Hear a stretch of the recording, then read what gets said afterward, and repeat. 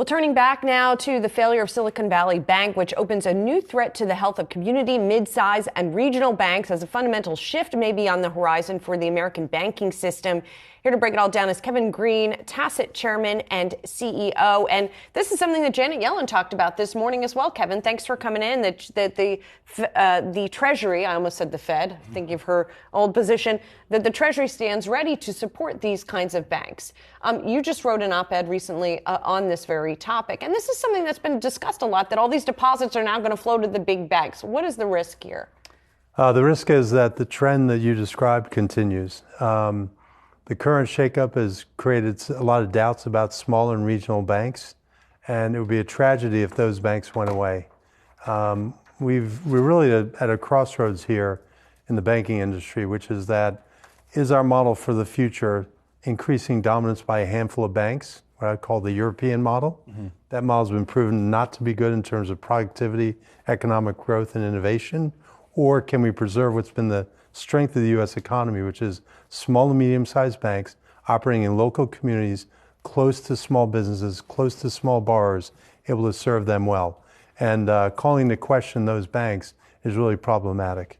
Now, you actually, at Tassat, you work on blockchain-based instant payment networks for banks. Did you work with any of these banks? So we were a provider to Signature Bank, their Signet platform.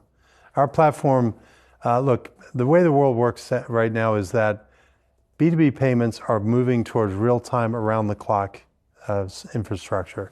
The way I describe it to people is everything all of us do throughout our day is instantaneous, it's around the clock, except for one thing. If you're a company and want to move money within a bank, you've got to only do it 40 hours a week, and sometimes you have to wait days. That's going to be changing. So our platform enables that to happen. And we're particularly focused on empowering small and medium-sized banks. That's our purpose. Now, those banks originate 60% of all the small business loans in America, 80% of all the agricultural loans. So we try to empower them with technology to compete on a level footing. In fact, we think they can outperform the mega banks.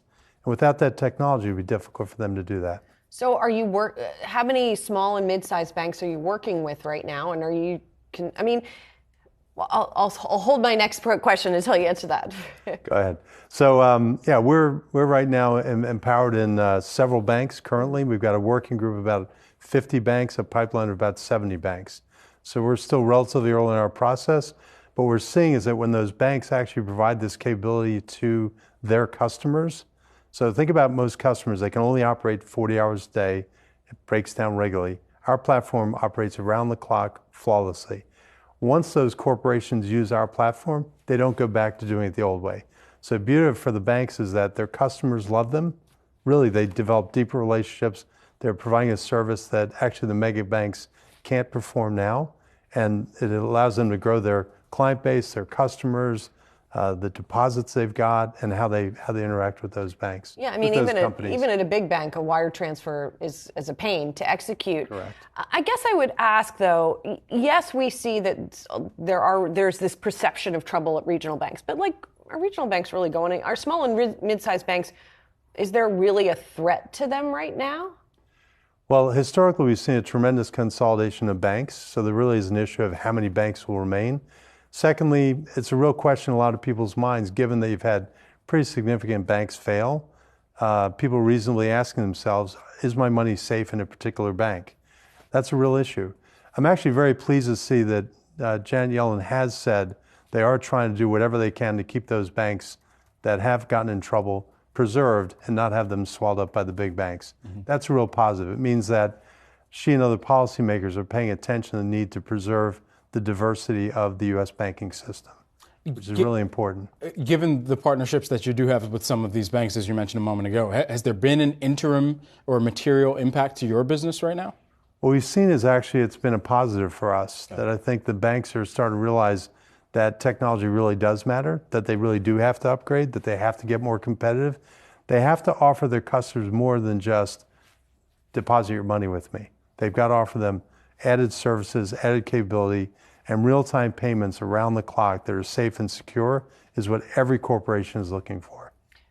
there's not a lot of companies that are doing what you're doing right now, right? I mean, Signature was doing something similar, if I understand it correctly, or were they working with you? Can you explain that to us a little bit? Yeah, so it was our technology that was powering Signet. So that was our relationship with Signature Bank. Okay, gotcha. But there are not many other players out there.